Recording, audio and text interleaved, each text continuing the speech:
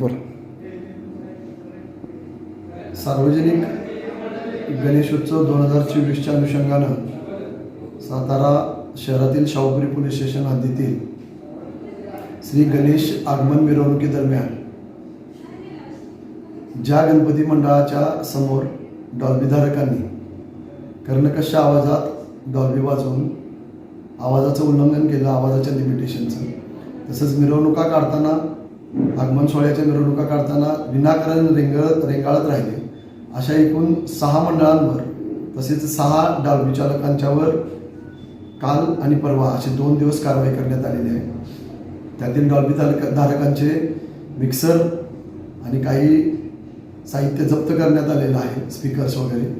तसेच संबंधित वाहनसुद्धा आम्ही आता RTO ऑफिसकडे रिपोर्टाने जमा करीत आहोत. यातील 4 डॉल्बी धारकांच्या विरुद्ध मान्य न्यायालयात महाराष्ट्र पोलीस अधिनियम प्रमाणे खटले पाठवलेले आहेत. यापुढे देखील कोणत्याही मंडळाने अथवा डॉल्बी चालकाने नियमाचं उल्लंघन केल्यास आणि विनाकारण रेंगाळत राहून मिरवणूक काढल्यास शाहूपुरी पोलीस स्टेशनकडून कडक कारवाई करण्यात येईल. माननीय पोलीस अधीक्षक सो तसेच अपर पोलीस अधीक्षक सो यांनी दिलेल्या सूचना तसेच माननीय उपविभागीय पोलीस अधिकारी नवले सर यांनी दिलेल्या सूचनांचं तंतोतंत पालन होणं आवश्यक आहे. त्या डॉल्बी चालकांना प्रोत्साहन देतं, त्यासाठी तुम्ही काय करणार? म्हणजे नेमकं आता मंडळाची बैठक घेतलेली आहे, या बैठकीत तुम्ही काय सूचना देणार आहे?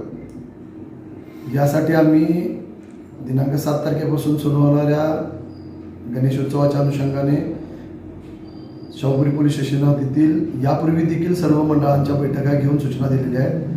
आजसुद्धा आम्ही बैठकीचं आयोजन केलेलं आहे. त्यामध्ये विशेष करून माननीय पोलीस अधीक्षक श्री समीर शेख सर व अपर पोलीस अधीक्षक कडूकर मॅडम व उपविभागीय पोलीस अधिकारी नवले सर यांनी ज्या सूचना दिलेल्या आहेत मिरवणुकीच्या संदर्भाने आणि आवाजाच्या संदर्भाने आणि मिरवणुकीतील वर्तणूक, तशीच मिरवणूक पाहायला येणाऱ्या महिला वर्ग, कुटुंबीय यांच्या संदर्भात जी मिरवणुकीत सामील होणारे किंवा मिरवणुकीत असणाऱ्या तरुण वर्गाला ज्या सूचना देत आहेत त्या अनुषंगानं आज आम्ही मीटिंग आयोजित केलेली आहे.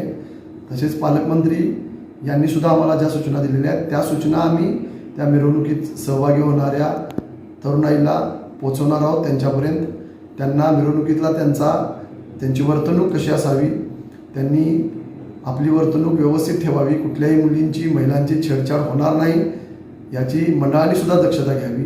तसेच शाहूपुरी पोलीस स्टेशनमार्फत पथक तयार करण्यात आलं असून जागोजागी ही पथकं उभी केलेली आहेत, ती सुद्धा त्याच्यावर कारवाई करतील.